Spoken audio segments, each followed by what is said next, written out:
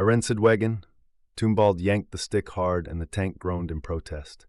A loud cranking and grinding sound followed before the gear finally shifted. From the cramped interior, Calculus Logifexian murmured a short prayer, his monotone voice beseeching the machine god to forgive the rough treatment of its blessed creation. Cuthhelm glanced up from the small Vox console, making an exaggerated show of peering through the side vision slit. He smirked before turning back. "Do you need the cogs that just fell out of the engine?" he quipped mockingly. Tombald didn't respond but slammed his foot down on a pedal. The IrensídWægn jerked as one track screeched to a halt, pivoting the tank sharply before it rumbled onward. He pulled at the stick again, this time coaxing the gear into place with less resistance. "The motive changer is sticking," he muttered. Cuthhelm exchanged a knowing look with Fexian. The tech priest, despite his mechanical demeanor, almost imperceptibly nodded back. Rain lashed against the tank, streaking across the slits of the narrow viewports. Tombald squinted, peering into the hazy road ahead. Through the gloom, he spotted a dark shape looming from the collection of thatched cottages ahead. Black smoke billowed from the main hall, curling upward in ominous columns. He cursed under his breath and slammed the brakes. The IrensídWægn shuddered, gears grinding angrily as it reversed sharply into the tree line. Leaves and branches scraped against the sides of the tank as it came to a juddering stop. Tombald killed the engine, and the machine fell into silence. The deafening roar of its movements was replaced by the relentless drumming of rain on the roof and the faint ticking of cooling metal. Tombald unlocked the hatch and pushed it open. Water immediately poured onto his head, drumming against his helmet like a smith's hammer. He blinked against the downpour, scanning the misty tree line. Cuthhelm from the second hatch leaned out and peered into the forest. "What was it?" he asked, his voice low. He felt around them with his seer's sight, but the rain and animals around was distracting him. Tombald raised a hand, silencing him. His head turned slightly, ears straining against the rain. Every drop seemed louder now, echoing in the sudden stillness. The forest was alive with tension. Cuthhelm knew the feeling, the kind that makes men clutch their weapons tighter and speak only in whispers. Something was out there, waiting. The IrensídWægn was the first vehicle ever built on NihtWyrtha, a crude and practical design meant for navigating the low, marshy lands of the planet. The term tank felt almost exaggerated when applied to it. Equipped with a single hull-mounted autocannon and a heavy stubber, it was more of a heavily armed transport than a true war machine. Their unit had set out with 3 tanks, tasked with ferrying Fraterus militia to a farm along the main road before proceeding to Denuham. They were supposed to rendezvous with Grimness tanks there, the backbone of the expeditionary force. But they never got that far. As they traveled, the signs of devastation became more apparent. They passed smoking ruins and a few burned-out hulks of vehicles. The ominous silence of the countryside was broken only by distant echoes of battle. Then came Denutun, or what was left of it. It wasn't even a battle. The orc battle wagon had come rumbling down the road from the farming town, a crude monstrosity of iron and spikes, belching smoke and fire. The IrensídWægns had formed up in line, their crews trying to steady themselves in the face of such a terrifying opponent. It didn't matter. The first IrensídWægn was obliterated in seconds, reduced to a fireball as an orc cannon round tore through its hull. Tombald's tank opened fire, the autocannon rounds pinging harmlessly off the thick plates of the orc tank like pebbles against steel.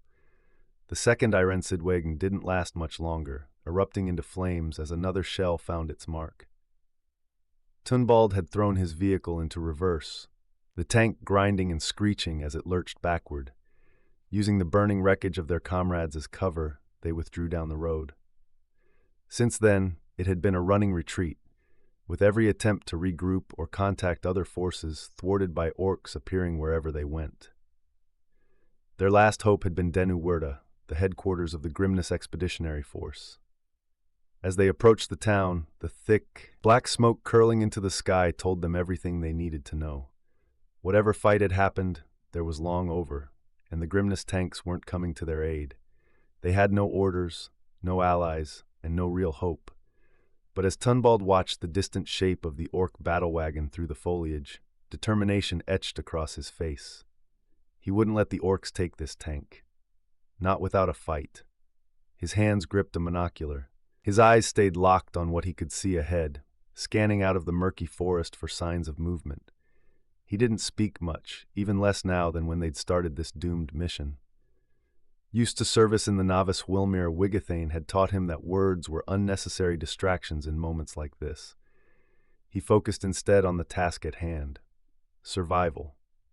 The Navy had assigned him to the land-based Wigathane, King Ekbald, regarding tanks as landships.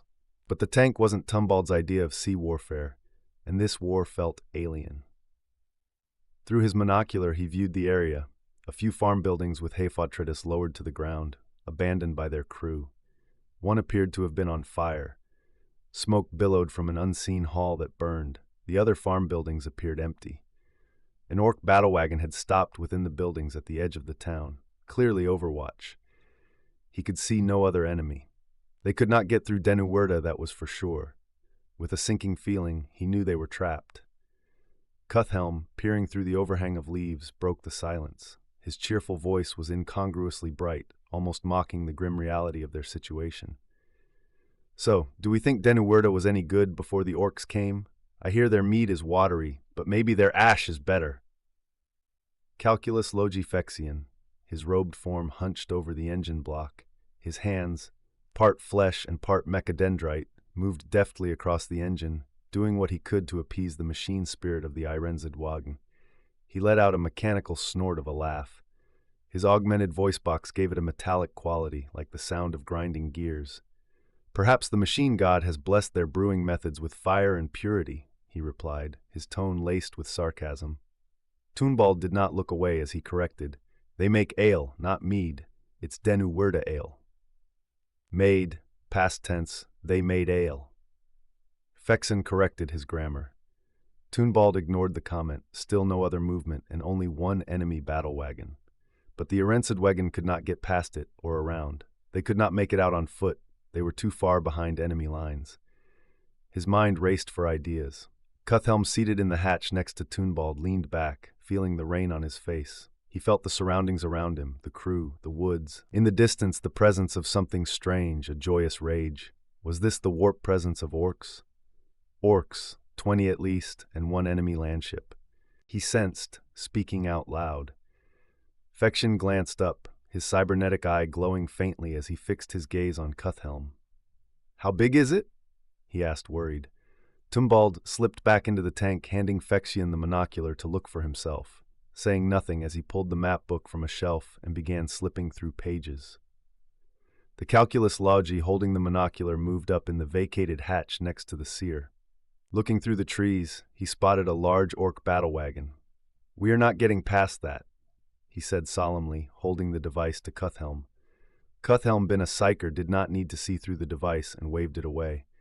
Both men exchanged glances and slipped back into the IrensídWægn.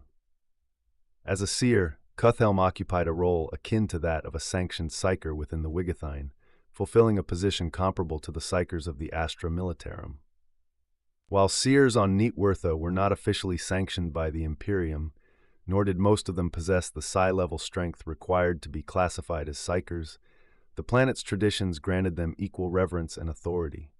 To the people of NihtWyrtha, the seer was as vital as any imperial psyker, a figure steeped in mysticism and ancient rites. The Imperium had not deployed any sanctioned psykers to NihtWyrtha. The planet was not a recruiting ground for the Imperial Guard, and its military structure, including the Wigathane, operated largely without direct oversight. This autonomy left the role of the seers firmly embedded in the planet's unique culture, bridging the gap between spiritual guidance and practical wartime utility. Occasionally, more powerful seers from NihtWyrtha demonstrated abilities potent enough to draw the attention of the Astra Navis, leading to their recruitment as astropaths. Such instances were rare, and those individuals often became isolated from their homeworld's customs. For the most part, however, the seers remained a uniquely NihtWyrthan phenomenon, respected and trusted despite their lack of formal imperial sanction. Tunbald found the page he was looking for and jabbed a finger at the map. "There is no other way through," he stated, his voice hollow. "And if we wait, the orcs will come up behind us," he stated, placing his hand on his Serpenta pistol absent-mindedly. Cuthhelm thought for a moment, replaying the recent battle in his mind. "Can we take a orc battle wagon in this?" he asked, tapping the hull. Calculus Logifexian held out a palm. A hollow projection of a vehicle appeared. Red lumens lit up on the image. "These are all weak points, according to doctrine. We have just an autocannon." The red indicators reduced to just one, a oblong vent just under the first turret. So only a flank attack could be successful, even then. He shrugged. The hologram winked out of existence. Cuthhelm held his own hand out. Rain dripping through the hatch fell onto his palm, forming a more accurate model of the tank out of water held in shape by his powers. He examined the model, turning it around in the air. "Not much of a target," he stated. "If only we could draw them out. Maybe at close range we could hit that." A small bolt lifted up and stuck in the side of the warp-created water model in the exposed grill. Tumbald was looking at him, his expressionless face taking on a sardonic look. "What?" asked Cuthhelm, still holding up a water model of a tank. The specter of NihtWyrtha, the huge Imperial tank, rumbled down the muddy road, its heavy tracks churning through the soaked earth with a deep, resonating growl. Its hull was streaked with grime, rainwater cascading off its armored sides as it moved steadily toward the smoking remains of NihtWyrtha. Blackened trees and scorched ground flanked the road, the eerie quiet broken only by the relentless drumming of the rain and the metallic clatter of the tank's movement. Ahead, the orcs loitering among the small, thatched cottages at the village's edge snapped to attention, their brutish faces contorting into wide grins at the sight of fresh prey. Crude weapons clutched in their hands, they hollered guttural warnings to their kin. The greenskins scrambled back toward the hulking shape of their battle wagon, its crude, jagged armor glinting dully in the rain. The battle wagon's engine roared to life, belching thick plumes of black smoke from its oversized exhaust pipes. Gears ground loudly as the ramshackle vehicle lurched forward, its massive, spiked tracks biting into the muddy road and sending water spraying in all directions. Orcs clambered onto its sides, banging on the metal hull and shouting as the wagon gained speed, its bulk swaying slightly with each churn of the tracks. The orc main gun thundered, its turret swiveling clumsily as it tracked the oncoming Imperial tank. The shell missed, splashing into the mud and sending up a plume of water and dirt. The battle wagon roared forward, belching black smoke as its jagged tracks churned through the rain-soaked road.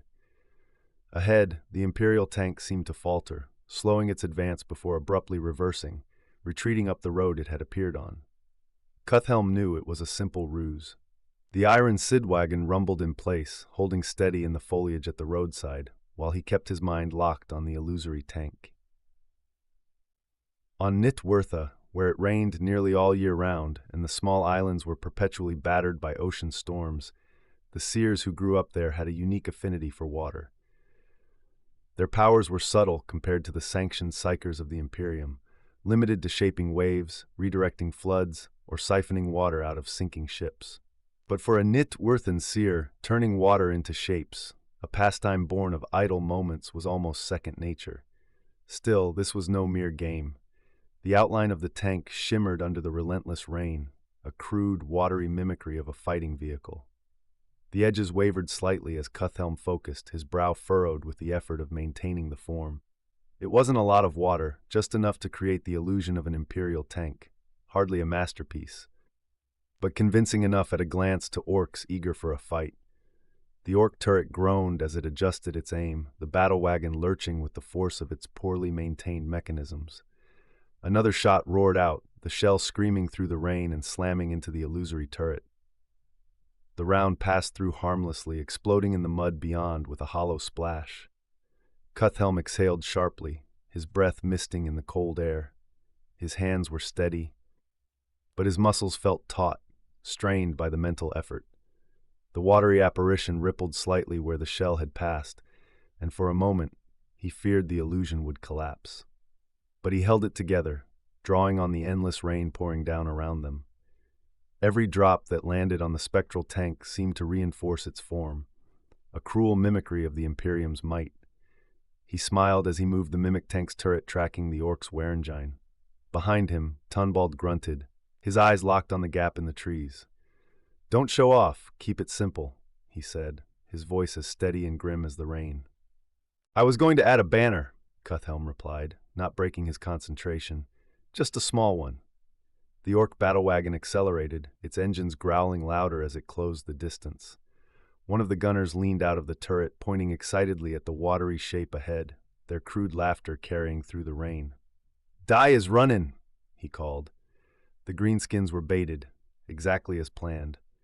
Cuthhelm's grip tightened on the edges of the illusion, willing it to hold just a little longer.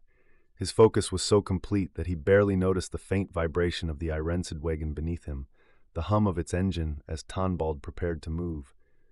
Somewhere deep inside, a faint thread of doubt tugged at him, a whisper that even this ruse might not be enough. But he pushed it aside. If nothing else, the orcs would learn that even water could defy them. The battle wagon's gun swiveled again, preparing for another shot. The storm raged on, drowning the battlefield in noise and chaos. This shot skimmed past the watery image. At that moment, Calculus Logifection reached over to steady the map book, teetering precariously on the edge of a shelf, its tether forgotten in Tunbald's haste. His sleeve brushed against Cuthhelm's arm, and the unintended contact shattered the seer's concentration. For a split second, the thin mental thread guiding the telekinetic energy faltered, like a taut string suddenly plucked and left to vibrate uncontrollably. The psychic channel through the immaterium snapped, the fragile boundary between Cuthhelm's mind and the warp cracking like a layer of ice under a misstep. The illusion of the tank, held together by sheer will, shattered. The power anchoring the apparition was severed, leaving only rain and churned dirt in its wake. Water splashed to the ground in an unceremonious cascade, pooling in the mud. To the physical world, the breaking of the seer's focus was soundless, save for the hiss of rain and the distant rumble of orc engines. But in the immaterium, the rupture was a violent, cacophonous thunderclap, the psychic equivalent of a titanic metal slab crashing onto an impossibly large cymbal reverberated through the immaterium, sending ripples of raw energy coursing through the churning tides of the warp. Elsewhere, several dozen light-years away in approximate distance, but somewhere far beyond the rules of reality, the sound echoed through a dreamscape garden bathed in an eerie, crimson glow. A Neverborn, her cloven hooves crushing the glassy, red grass shards beneath her, froze mid-stride. Her clawed hand had been reaching for an ethereal fruit, an analog of an apple that represented the errant mind of a dreaming Xenos priest. Suspended in the air amid the many branches of this species' collective consciousness, glimmering with unnatural light. The tip of her claw was about to insert herself in the mind's dreamscape when the thundering noise swept through the dim-litten countryside. Leaves jangled, bracken chittered, the grass remained static, but the wind took the tops from some of the taller red clumps. Her head snapped around at the crack, her entire body tensing as if hearing the voice of an old foe. The rupture in the immaterium was not subtle, not deliberate either, but it carried with it a trace she recognized. Her amber eyes narrowed, slitted pupils dilating as she focused her senses, scanning the psychic winds for the source. The Neverborn turned fully, facing the starlight that filtered faintly through the maelstrom's war-spawned horizon.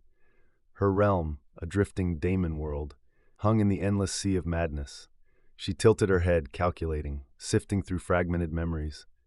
How long had it been? Millennia. So old, she knew that sound, like the first bars of a song that play in your head dangling on the edge of recollection. What was it? She then smiled, the movement slow and deliberate, her lips peeling back to reveal far too many sharp, serrated teeth. She closed her eyes with recollection, remembering again the feeling of victory, only to have it torn away by a literal ocean falling on her. Or so it seemed at any rate. "NihtWyrtha," she whispered, the name tasting like ancient triumph on her tongue. Her laughter pierced the stillness of the immaterium, sharp and crystalline, a sound that could break minds and shatter sanity. Around her, her daemonettes, once languid and motionless, perked up, their cruel eyes gleaming.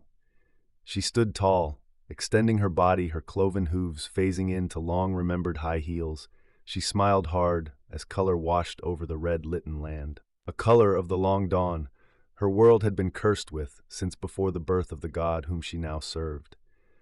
Bushes and shrubs burst into bright colors once more as her melancholy fell away like rain washing from a thatched roof. Her daemonettes began to dance, song echoed through the fields of screaming faces that made the pattern of the sea now turning a bright watery blue once again. Her never-born servants joined in her laughter, the sound spreading like shattering glass through the warp as their gazes turned collectively to a long-forgotten star in the endless distance. The never-born's clawed hand lowered from the fruit, her gaze fixed with gleeful malice on the flicker of light that marked NihtWyrtha. Her memory was long, her patience longer. Now, the shadows above the ice had faltered, and the game could begin again. It had been long indeed since she had turned her attention to the Reach. Now she shifted all of her focus there. Cenarion, the lady, voice of the maelstrom, mistress of whispers, dancer of the endless feast, the eternal lament, bearer of the forgotten name and of her many long-heralded titles, the ones no one remembered, breaker of ice, bane of seers. She reached out her hand and vanished, leaving a faint song of laughter in her wake like the melody of a song. Battle of NihtWyrtha Cuthhelm shook uncontrollably as the psychic shockwave rippled through his mind, a searing aftershock of his fractured connection to the warp. He fought to focus, his vision blurring and his breath coming in ragged gasps. He felt Tunbald's strong grip on his arm, grounding him. The other man's mind was like a solid block of stone, unyielding and immovable, a comforting anchor that pulled Cuthhelm back into the real world. In the immaterium, Cuthhelm envisioned the crack in the ice, a breach in the fragile layer separating his thoughts from the chaotic warp. Slowly, carefully, he willed it closed, sealing the fracture and reinforcing the barrier with every ounce of his remaining strength. He managed it, but too late, not that he knew. Ahead, through the viewport, the orc battle wagon rumbled into view. Its jagged hull, cobbled together from scavenged metal plates, gleamed faintly under the rain. The crude def rolla at its front churned the mud as it halted abruptly, its monstrous frame looming just beyond their weapon's arc. Tunbald let out a low curse, his knuckles white as he gripped the controls. "It's not enough," he growled, his voice heavy with frustration. "We need a few more feet of that greenskin hull." He slammed his fist against the thin armor of the IrensídWægn, the metallic clang echoing inside the cramped cabin. Cuthhelm tried to summon another illusion, his mind reaching for the familiar patterns of water and thought. But the energy wasn't there. His reserves were drained, his connection to the warp frayed. He shook his head weakly, a silent apology to the others. Tunbald's jaw tightened, but he said nothing, his focus returning to the controls. From his perch near the engine, Calculus Logifexian shifted, the whirring of his mechanical augments filling the silence. The tech priest leaned forward, peering through the narrow viewport at the massive orc vehicle. He tilted his head slightly, the dim light catching the polished metal of his faceplate. "Perhaps," he mused dryly, his modulated voice betraying the faintest hint of humor, "one of us could give it a push." The remark hung in the air, cutting through the tension like the absurdity it was. Tunbald snorted, shaking his head, while Cuthhelm managed a weak chuckle, despite himself. Outside, the orcs were growing restless. A hatch slammed open with a heavy clang, and an orc gunner leaned out, squinting through the rain. "Dem mummies got a trick, they do," the captain growled, his crude voice carrying even through the downpour. Another orc joined him, scratching his head with a jagged claw as he stared at the empty road ahead. "Tank's gone," he muttered, glancing nervously at the nearby woods. "Was right there," the captain snarled, slamming a fist against the battle wagon's turret. "Shut your yap and get your eyes out there. Dem sneaky Yumis ain't gone far." The crew on the IrensídWægn watched in tense silence as the orcs argued, their crude voices echoing through the rain-soaked air. Inside the tank, the air was thick with anticipation. They had one shot, one chance to turn the orcs' confusion into an advantage. Cuthhelm steadied himself, his breathing slowing as he tried to summon what little energy he had left. The cracks in the ice were mended, for now, but the strain weighed on him like a heavy stone. He glanced at Tunbald and Calculus Logifexian, their faces set with determination, and nodded. "I'll try again," he said softly, his voice hoarse but resolute. Tunbald didn't reply, his focus on the viewport as the orc battle wagon's engine roared to life again. The crew braced themselves, knowing the next few moments would decide whether they survived or became just another wreck on the muddy road.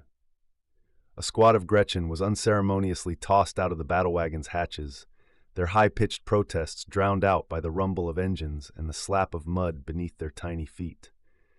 They landed with undignified splashes in the muck, which came up to a man's knees, but swallowed the small greenskins chest deep. Grumbling and swearing in their guttural tongue, they waded forward as a makeshift scouting party. Off in the tree line, something watched them, a shadowed figure, hooded like a baleful eye. One of the Gretchen paused, his beady eyes catching a flash of movement in the periphery. He thought he saw a thin, reddish hand, tipped with long blue claws, fading into a pinkish hue, slip behind the trunk of a thick tree. "Air!" the grot squealed, pointing a grubby finger at the woods. The others ignored him, splashing ahead through the muck. The lone Gretchen hesitated for a moment, scratching his head, then shrugged and trudged after the group, half walking, half swimming through the mud. Behind him, faint and fleeting, there was a soft chuckle, a sound like shattering glass, but the wind carried it away before he could hear it clearly. Inside the IrensídWægn, Cuthelm's breathing was uneven, his hands trembling as he reached out with his mind. He focused on forming an illusion, a ruse to distract the orcs, but something was wrong. The watery apparitions he conjured didn't behave as they should. 7 shimmering forms emerged from the rain, but they felt alive. They moved with purpose, like crude imitations of human thought, their intent palpable in the psychic ether. Cuthelm had never experienced anything like this. His illusions were supposed to be empty shells, simple constructs bound by his will, not these independent, self-guided entities. Maybe the earlier psychic shock was still affecting him. Maybe he was hallucinating. He closed his eyes and stretched his sight into the warp, hoping to steady his mind. What he saw sent a wave of nausea through him.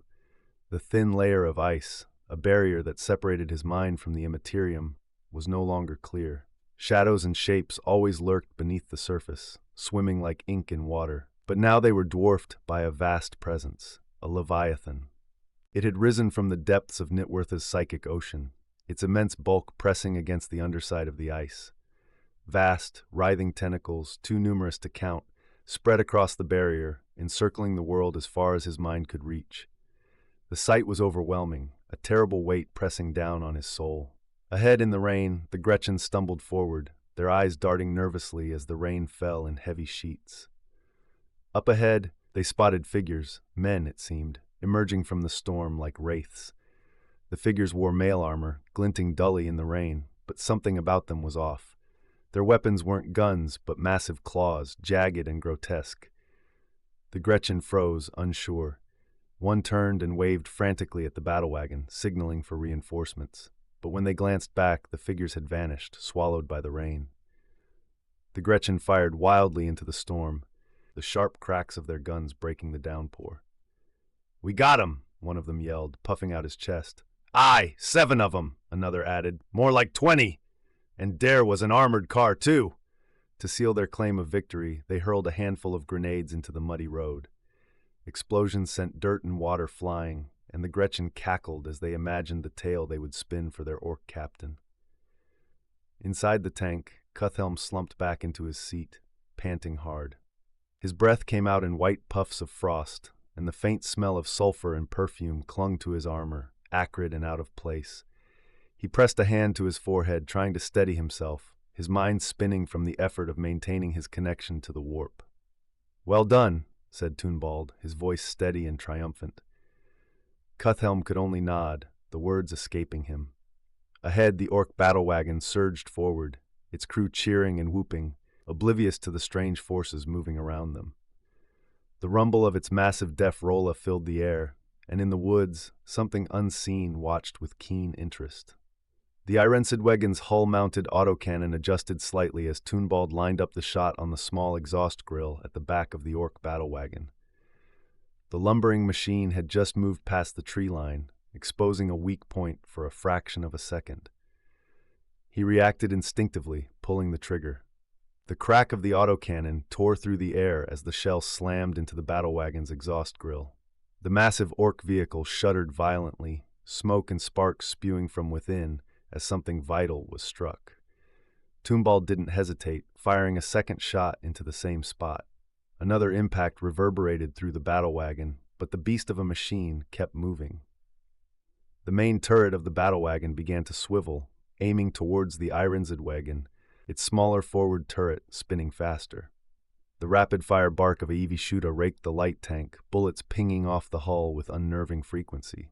A few found their mark, but the armor held for now. Toonbald grimaced, his eyes fixed on the battle wagon's looming bulk. Smoke poured from the rear grille, but it wasn't enough. No catastrophic explosion. He slammed the pedals, shifting the tank on its tracks, and aimed for the turret's barbette. He knew the huge main gun could obliterate them with one shot if it locked on. He fired again. Sparks erupted as the shell struck the turret's lower section, jamming its movement. The turret groaned in protest but froze, unable to swivel. Toonbald's lips tightened into a grim line as he shifted position, firing along the side of the battle wagon, desperately searching for another weak point. The shells ricocheted harmlessly off the armored plates. From the side of the battle wagon, a squad of Gretchen reappeared, splashing through the mud as they advanced. Their crude weapons spat wild shots at the IrensídWægn, bullets zipping ineffectually past the light tank. Calculus Logifexian, manning the heavy stubber, responded with controlled bursts of fire. The staccato bark of the weapon tore into the advancing greenskins, cutting down half a dozen. The survivors scattered, retreating to the safety of the battle wagon's hull. The orc captain emerged from the main turret, roaring obscenities at the cowardly Gretchen. He heaved his bulk against the jammed turret, forcing it into position with brute strength, a wicked grin spreading across his face as he ordered it to fire. Below, a hatch opened, and more Gretchen clamored to be let inside, hammering on the hull in panic. An orc leaned out, slapping at them with a massive green hand and cursing their cowardice. Toonbald seized his chance. The battle wagon's main gun roared, and the shell tore through the air towards the IrensídWægn. At the same moment, Toonbald fired an autocannon round through the open hatch. The orc shell struck the IrensídWægn, its forward hull shattering under the impact. Flames erupted instantly, filling the cabin with acrid smoke, but Toonbald's shot hit home. The round detonated inside the battle wagon, igniting its fuel reserves. The orc machine erupted in a massive fireball, the shockwave rippling through the battlefield. Inside the burning IrensídWægn, smoke choked the air as flames licked at the walls. Cuthhelm coughed violently, barely able to see through the thick haze. He felt Calculus Logifexian's metallic grip dragging him towards the escape hatch. Moments later, Toonbald emerged from the opposite hatch, battered but alive. Outside, the battlefield was chaos. Flames engulfed the battle wagon, the heavy smell of promethium filling the air. Through the rain and smoke, an orc, covered in soot and limping, advanced towards the survivors. Fexian fired his Serpenta sidearm, killing one, but another orc charged through the flames. Weaponless, Toonbald charged the orc, his Seek's blade flashing in the rain. The blade sank into the creature's side, but it shrugged him off with a roar. Cuthhelm, still coughing, raised his hand, summoning a shard of ice from the rain. He hurled it with desperate force, the frozen spike embedding itself in the orc's neck. The creature gurgled and collapsed. The battlefield fell eerily silent. The only sounds were the crackle of flames consuming the two wrecked tanks and the patter of rain on leaves. Smoke rose in black columns, blending with the storm clouds above. Cuthhelm stumbled onto the muddy road, his chest heaving. The acrid taste of smoke and the cloying scent of sulfur and rain clung to him. Fexen and Toonbald joined him, their armor blackened and dented. The three men surveyed the scene. The orcs were gone, killed in the explosion, but their transport was destroyed. They were alone now, stranded on a muddy road with no allies and no way to continue their journey. For a moment, none of them spoke. The rain continued to fall, washing the blood and ash into the mud as they looked at the burning wreckage. "Well," Cuthhelm said finally, his voice grim, Guess we're walking. Tumbald looked across the field at the abandoned Hālgengas, their folded legs giving them the appearance of slumbering giants left to rust. The agricultural titans had been abandoned by their farming crews, who had fled in the chaos of the orc invasion. Phexion? Tumbald asked, gesturing toward the nearest machine. You're a mechanicus? Can you drive one of those?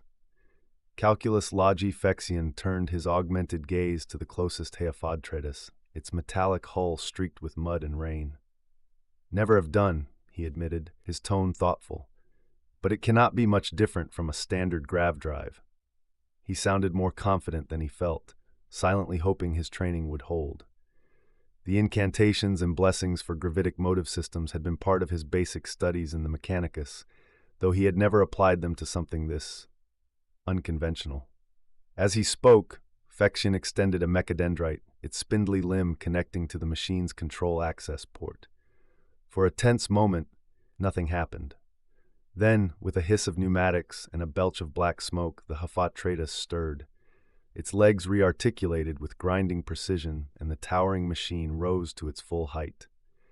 Gas vents hissed, and the hum of its motive force drive filled the air as the gravitic core activated. Cuthhelm stepped forward, craning his neck to take in the imposing machine as it loomed above them. How can those legs support all that weight? He asked, his curiosity as sharp as ever. They don't, Phexion replied, his tone almost dismissive. The Hālgengas is a grav vehicle. The crew pod hovers, the legs are for stability and motive force. Cuthhelm blinked at the Mechanicus priest, clearly none the wiser. I don't understand a word of what you just said. Phexion's green eye lens swiveled toward the seer, narrowing slightly as though in exasperation. It's done by magic, he said flatly, resorting to the simplest explanation. Oh, said Cuthhelm, nodding. Why didn't you just say so? Tumbald smirked but said nothing, already climbing the Hālgengas to inspect its operations. Within minutes, the towering legs of the agricultural titan were striding toward the forest line, their movements deliberate and precise despite the machine's age. Behind them, the unmistakable rumble of orc engines filled the air, growing louder as the crude machines rolled onto the fields. The battle wagon wreckage still smoked in the distance. We'd better hope this thing can do more than farm, Tumbald muttered, his hands gripping the controls. The Hālgengas strode on, its massive feet sinking into the sodden earth as the forest loomed ahead. In the shadowy tree line near the smoldering battlefield, a figure watched, cloaked in the half-light of the storm. Her lips curled into a knowing smile, sharp teeth glinting faintly in the gloom. The rain slicked her crimson skin, though it didn't seem to touch the ephemeral fabric of her robes, which shimmered like oil on water. She surveyed the battlefield with idle curiosity. The orc wreckage and scattered bodies were insignificant, a petty skirmish on a world that was a mere shadow of its former self. This war was the wrong kind for her needs. There was power here, yes, but not enough to bring her own vast abilities to bear. No, vengeance now would be premature, a hollow endeavor devoid of satisfaction. The figure reached out with her mind, feeling the warp pulse faintly around her, sluggish and muted in this place. She wanted vengeance, needed it, but such things required patience. This world, it was but an echo of what she had once known. She sighed softly, her breath misting as though even the air feared her presence. Through the warp-touched skein of fates, she traced the threads of the few million souls scattered across this world. Most were dull, weak, their potential snuffed out long before it could bloom. But here and there, a faint glimmer caught her eye, sparks of potential, small embers waiting for a wind to fan them into flames. And then she saw it. A mind burned brighter than the rest, intricate pathways laced with ambition and drive. It wasn't yet fully realized, but it strove for something greater. She could feel the dream simmering within it, vast and unformed, like a seedling straining to break through barren soil. Her smile deepened. This one could grow. With the right soil, a little tender care, and perhaps a favor or two, it could bloom into something so grand it might eclipse the stars themselves. Perhaps, she murmured, her voice soft and dangerous. A helping hand wouldn't go amiss. Her form shimmered, blurring at the edges like heat haze. She vanished with a faint whiff of acrid smoke, the rain hissing as it touched the residue of her presence. The battlefield was left to the dying storm. the rain mixing with blood and oil in the mud. But the threads of fate were shifting, and her laughter echoed faintly in the unseen corners of the immaterium.